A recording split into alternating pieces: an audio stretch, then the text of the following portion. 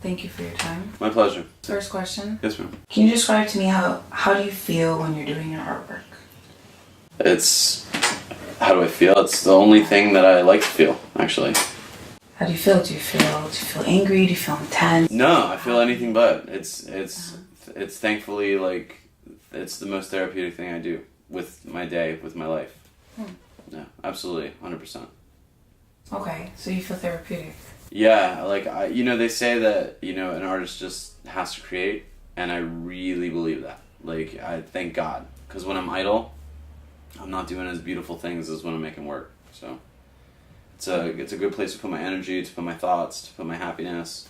I like to listen to things while I'm working, think things through. It's about as therapeutic as you can get. What do you listen to when you're working? I listen to a lot of interviews, podcasts, things, discussions, and yeah, it's great. I'll be halfway through a painting and I'll get like a gigantic laugh because I'm listening to like a comedy roundtable or something. It's great. Like what kind? Can you just give me an example of one? The old New York gang, Comedy Cellar Crew, Colin Quinn, Bill Burr, Jimmy Norton. I just love those old comedians. And it's stupid, but I feel like they're my friends for some reason because I've heard them talk so much. Yeah. Yeah. So what was the first art piece that you ever created? It's a weird question. As far as like great art, at this level I'm at now, it was actually ironically called the destruction of painting. Mm-hmm. But the first art I ever made, I was supposed to write about myself in first grade, and instead I drew a race car. And it was like going really fast, and I was like, well, I guess this is me anyway, so it worked. And this kid next to me goes, "You're supposed to write about yourself." And I was like, I did! I'm in a race car. So it's kind of good. But the painting I did, the destruction of painting, which you guys have in source photo, it's my first like kind of breakthrough, I think. It's an oil painting, but it's based on how in about the 19th century, like the guys look kind of old-timey, like Old Westy, and you've got a painter, and while he's working, he's being photographed, and the painting is kind of disintegrating, so it's kind of surreal in itself because it's turning the painting into nothing. But the irony is it's a painting of that situation, and the other irony is I've obviously photographed it, and the other irony is that using that photograph I can mass market it. So it's kind of a self-fulfilling prophecy cycle. That links back to the race car.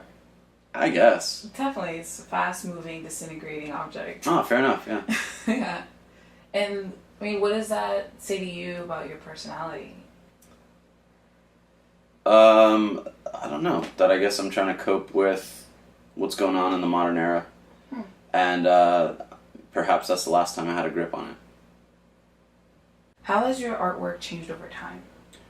It's gotten better, but I've gone from...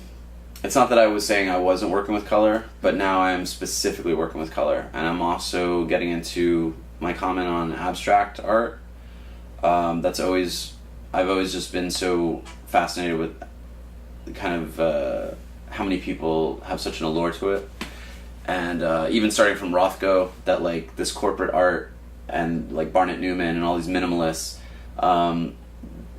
people appeal to it. It's just because that's what a painting is. A painting is just like a color interacting with itself. Like, I'm obviously a huge Mondrian fan, but for a different reason, because I actually think of this more as design. Mm-hmm. And I like to think of my paintings as design-based, even though they're, hardly. Like, they're hard, but, they are, but only to, I guess, the trained eye. So as far as where it's gone, I'm working a lot more with my technique incorporating abstract art, which has been a lot more difficult, but I've had to challenge myself. And my newer works are kind of the monochromatics meeting. I don't do anything now without something abstract in it, which is a lot of fun because it allows me to be tight and specific, like the way I wanted to come up, and then now experiment some more with abstraction, where you can't really control what's going on, and it's a really cool balance. I'm liking it a lot. This painting here is inspired by a couple of things. One is 1984. It's a Ray Bradbury story, and then that's a clip from the book, or the movie, which was like kind of, super, even though that it's retro, it's supposed to be futuristic, which I found kind of connects to a lot of my art. And but in the original they're spraying fire, and in this one I wanted to kind of flip it to water, and instead of burning the books I wanted them spraying it. But it's also a comment kind of on controlling a woman and our modern era, and it's called This Hose Ain't Loyal. So it's kind of a connection between it takes two men to steady the hose and kind of all this shit, and like whatever connections you want to add to it. I am not specifically sexist. I have a ton of feminist art. Did that come from a personal relationship? That I think I might have been going through a relationship thing at the time. Mm-hmm. I might have been. I assume an immoral person. You gotta get her out. Turns out you gotta get it out. You gotta get it out. You gotta get it out. And that's another thing. I mean, just how like the whole thing is erotic in itself. I mean, these hoes ain't loyal, but all we want to do is splash. You get what I'm saying? Like, I mean, really, there's connections galore in my shit. I mean, books used to be information, which isn't needed anymore. So we have this kind of retro going back where we don't even need anything on paper anymore. So it's kind of blasting them away at the same time.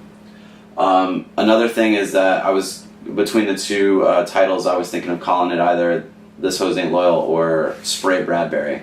Not Ray, but Spray Bradbury. And I think I made the right choice. I agree. I like it.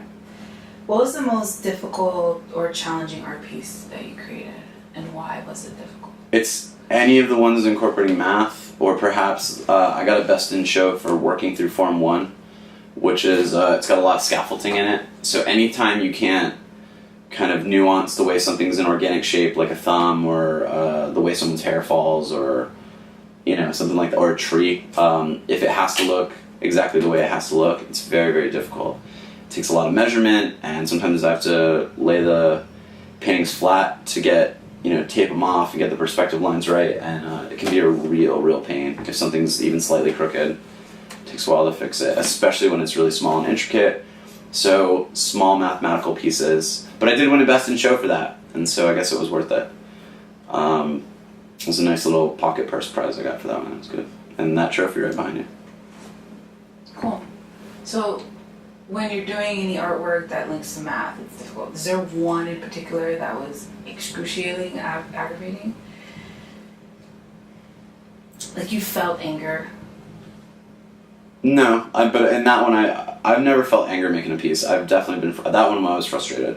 Mm-hmm. If a line buckles and then it throws off everything and all the perspective. I mean, perspective it's not a joke. So that's why they have those formulas.